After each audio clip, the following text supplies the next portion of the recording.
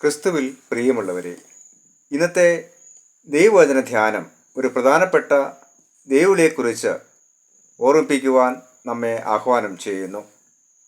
എല്ലാവരെയും ഉൾക്കൊള്ളുവാനുള്ള ദൈവത്തിൻ്റെ അതിശ്രേഷ്ഠമായ വിളി. വിവിധ മതങ്ങൾ, സംസ്കാരങ്ങൾ, ജാതി, ദേശീയത, ഭാഷകൾ, വ്യത്യസ്തങ്ങളായ സാമൂഹിക പരിസ്ഥിതികൾ എന്നിവയുടെ എല്ലാം അടിസ്ഥാനത്തിൽ ആളുകൾ തമ്മിൽ ഭിന്നതകൾ വച്ചു പുലർത്തുന്ന ഒരു ലോകാന്തരീക്ഷത്തിൽ മറ്റുള്ളവരെ മനസ്സിലാക്കുവാനും അംഗീകരിക്കുവാനും ഉൾക്കൊള്ളുവാനും കഴിയുന്ന ഒരു സാമൂഹിക അന്തരീക്ഷം കെട്ടിപ്പടുക്കുവാൻ ദൈവം നമ്മെ വിളിക്കുന്നു.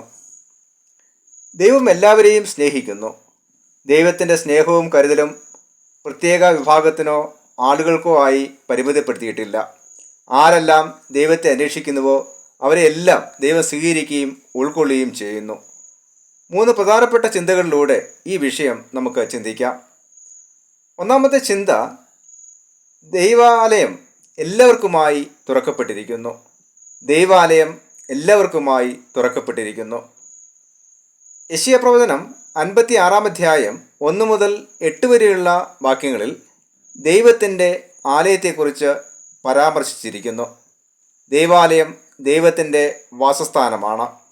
ഇസ്രായേൽ ജനം തങ്ങൾ ദൈവമക്കളാണെന്ന് ചിന്തിക്കുകയും ദൈവാലയത്തിൽ പ്രവേശിക്കുവാനുള്ള യോഗ്യത തങ്ങൾക്ക് മാത്രമുള്ളതാണെന്ന് കരുതുകയും ചെയ്തു. അതുകൊണ്ട് തന്നെ അന്യജാതിക്കാർ, ഷണ്ഡന്മാർ തുടങ്ങിയ ചില വിഭാഗങ്ങളെ ദൈവാലയത്തിൽ പ്രവേശിക്കുന്നതെന്നും ആരാധനകളിൽ പങ്കെടുക്കുന്നതെന്നും അവർ വിലക്കിയിരുന്നു. എന്നാൽ യെശയ്യാ പ്രവാചകനിലൂടെ ദൈവം വിപ്ലവകരമായ ഒരു കാര്യം പ്രസ്താവിക്കുന്നു. എൻ്റെ ആലയം സകല ജാതികൾക്കുമുള്ള പ്രാർത്ഥനാലയം എന്ന് വിളിക്കപ്പെടും. അന്നത്തെ കാലഘട്ടത്തിൽ ഇസ്രായേൽ ജനങ്ങളുടെ കാഴ്ചപ്പാടിൽ നിന്ന് വളരെ വ്യത്യസ്തമായ ഒരു പ്രഖ്യാപനമായിരുന്നു ഇത്. ദൈവത്തെ അന്വേഷിക്കുന്ന അന്യജാതിക്കാർക്ക് ദൈവസന്നിധിയിൽ പ്രവേശനമുണ്ടെന്നും ആരെയും ഒഴിവാക്കാനോ മാറ്റി നിർത്തുവാനോ ആർക്കും അനുവാദമില്ല എന്നുമുള്ള സത്യം ദൈവം വെളിപ്പെടുത്തുന്നു. ദൈവജന സമൂഹം ഒരിക്കലും മറ്റുള്ളവരെ മാറ്റി നിർത്തുന്നതും ഒറ്റപ്പെടുന്നതുമായ ഒരു സമൂഹമല്ല, എല്ലാവരെയും ഉൾക്കൊള്ളുന്ന ഒന്നാകണം. ദൈവം എല്ലായ്പ്പോഴും നീതിയെ പിന്തുണയ്ക്കുകയും പ്രാവർത്തികമാക്കുവാൻ പരിശ്രമിക്കുകയും ചെയ്യുന്നു. ആരെല്ലാം തന്നെ പിന്തുടരുവാൻ ആഗ്രഹിക്കുന്നുവോ അവർക്കായി ദൈവം വാതിൽ തുറക്കുന്നു. ഇത് ഇന്നത്തെ ക്രിസ്തീയ സഭയ്ക്കും സമൂഹത്തിനുമുള്ള ഒരു വെല്ലുവിളിയാണ്. ചിലപ്പോഴെല്ലാം ക്രിസ്തീയ സഭയും സമൂഹങ്ങളും ദേവാലയങ്ങളുമെല്ലാം അടച്ചിട്ട സമൂഹങ്ങളായി മാറാറുണ്ട്. നമ്മെ അനുകൂലിക്കുന്നവരെയും നമ്മെപ്പോലെ ചിന്തിക്കുന്നവരെയും നാം ഇഷ്ടപ്പെടുന്നവരെയും മാത്രം ഉൾക്കൊള്ളുകയും സ്വാഗതം ചെയ്യുന്നവരുമായിരിക്കാം നാം. എന്നാൽ അത് ദൈവിക പദ്ധതിക്ക് വിരുദ്ധമാണ്. ദേവാലയങ്ങൾ എല്ലാവർക്കും വേണ്ടിയുള്ള പ്രാർത്ഥനാ ഇടങ്ങളാണ്. നമ്മുടെ ദേവാലയങ്ങൾ എല്ലാവരെയും സ്വാഗതം ചെയ്യുകയും ഉൾക്കൊള്ളുകയും ചെയ്യുന്ന ഇടങ്ങളാകുവാൻ ദൈവം നമ്മെ വിളിക്കുന്നു. എല്ലാവരെയും ബഹുമാനിക്കുകയും വിലമതിക്കുകയും സ്നേഹിക്കുകയും ചെയ്യുവാൻ നമുക്ക് കഴിയണം. രണ്ടാമത്തെ ചിന്ത, ദൈവരാജ്യം വൈവിധ്യങ്ങളുടെ കൂട്ടായ്മയാണ്. ദൈവരാജ്യം വൈവിധ്യങ്ങളുടെ കൂട്ടായ്മയാണ്. വെളിപ്പാട് പുസ്തകം 7 അധ്യായം 9 മുതൽ 17 വരെയുള്ള വാക്യങ്ങളിൽ യോഹന്നാൻ കാണുന്ന ദർശനം ദൈവം വിഭാവനം ചെയ്യുന്ന ദൈവരാജ്യത്തിൻ്റെ ഒരു നേർക്കാഴ്ച നമുക്ക് നൽകി തരുന്നു. എല്ലാ ജനതകളിൽ നിന്നും, ഗോത്രങ്ങളിൽ നിന്നും, വിഭാഗങ്ങളിൽ നിന്നും, ഭാഷകളിൽ നിന്നും ആർക്കും എണ്ണിക്കൊടുവാൻ കഴിയാത്ത വിധം വലിയൊരു ജനസമൂഹം ദൈവസിംഹാസനത്തിന് മുമ്പിൽ നിൽക്കുന്നതായി ദർശനത്തിൽ കാണുന്നു. ഈ ദർശനം അതിശ്രേഷ്ഠമായ ദൈവിക പദ്ധതികളും ദൈവരാജ്യത്തിൻ്റെ പ്രത്യേകതകളും നമുക്ക് വെളിപ്പെടുത്തി തരുന്നു. ദൈവരാജ്യം എല്ലാവരെയും ഉൾക്കൊള്ളുന്ന സ്ഥാനമാണ്. ദൈവത്തിൻ്റെ രക്ഷ ഒരു പ്രത്യേക വംശത്തിലോ സംസ്കാരത്തിലോ പെട്ട ആളുകൾക്ക് മാത്രമായി പരിമിതപ്പെടുത്തിയിട്ടില്ല. ദൈവത്താൽ വീണ്ടെടുക്കപ്പെട്ട സമൂഹം വൈവിധ്യപൂർണ്ണമാണ്. സ്വർഗത്തിൽ വിവിധ സംസ്കാരത്തിലും ഭാഷകളിലും ഗോത്രങ്ങളിലും പെട്ട ആളുകൾ ഒരുമിച്ച് ദൈവത്തെ ആരാധിക്കുന്നു. വൈവിധ്യം എന്നത് ദൈവം അംഗീകരിക്കുകയും പ്രോത്സാഹിപ്പിക്കുകയും ചെയ്യുന്ന ദൈവത്തിൻ്റെ അതിശ്രേഷ്ഠമായ പദ്ധതിയും സമ്മാനവുമാണ്. ഇപ്രകാരം സ്വർഗം വൈവിധ്യത്തെ അംഗീകരിക്കുകയും ആഘോഷിക്കുകയും ചെയ്യുന്നുവെങ്കിൽ ഭൂമിയിലെ ക്രിസ്തീയ സഭ അതിനെ പ്രാവർത്തികമാക്കുവാനും പ്രതിഫലിപ്പിക്കുവാനും ബാധ്യസ്ഥമായ ഒരു സമൂഹമാണ്. എന്നാൽ നിർഭാഗ്യവശാൽ മനുഷ്യ സമൂഹം പലപ്പോഴും അവർക്കിടയിൽ മതിലുകൾ പണിതുകൊണ്ടിരിക്കുകയാണ്. മുൻവിധികളുടെയും വിവേചനത്തിൻ്റെയും അവഗണനയുടെയും ഒഴിവാക്കലിൻ്റെയും മതിലുകൾ. എന്നാൽ മതിലുകൾക്ക് പകരം വൈവിധ്യങ്ങളെ തമ്മിൽ ബന്ധിപ്പിക്കുന്ന പാലങ്ങൾ പണിയുവാൻ ദൈവം നമ്മെ വിളിക്കുന്നു.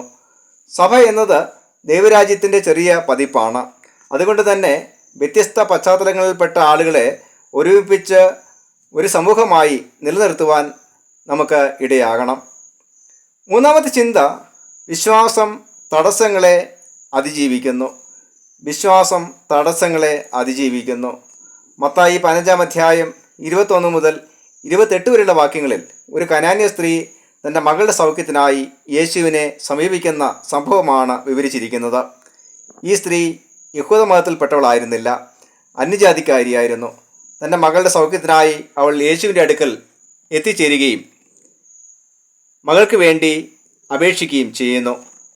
എന്നാൽ യേശു ആദ്യം അവളുടെ ആവശ്യത്തെ നിരാകരിക്കുന്നതായി കാണുന്നു. യേശുവിൻ്റെ ശിഷ്യന്മാർ അവളെ പറഞ്ഞയക്കുവാൻ പോലും ആഗ്രഹിക്കുകയും ശ്രമിക്കുകയും ചെയ്യുന്നു.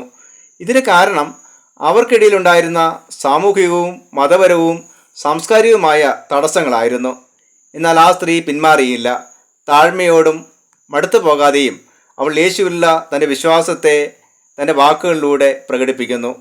ഒടുവിൽ യേശു പറഞ്ഞു, സ്ത്രീയെ, നിന്റെ വിശ്വാസം വലുത്, നിന്റെ ഇഷ്ടം പോലെ നിനക്ക് ഭവിക്കട്ടെ.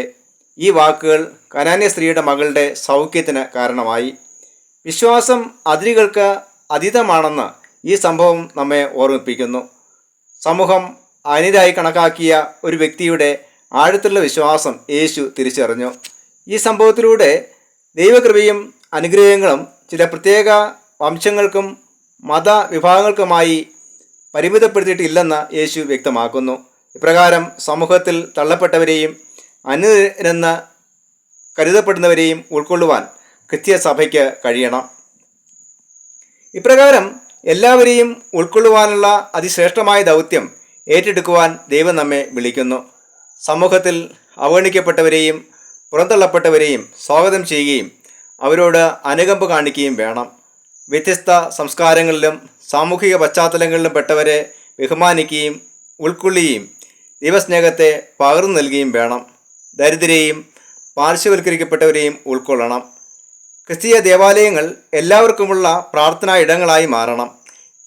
ഇതിനായി തുറന്നതും കാരുണ്യമുള്ളതും എല്ലാവരെയും ഉൾക്കൊള്ളുന്നതുമായ ഹൃദയങ്ങൾക്ക് നാം ഉടമകളാകണം. ഇതിന് ദൈവം നമ്മെ സഹായിക്കുമാറാകട്ടെ. ആമേൻ.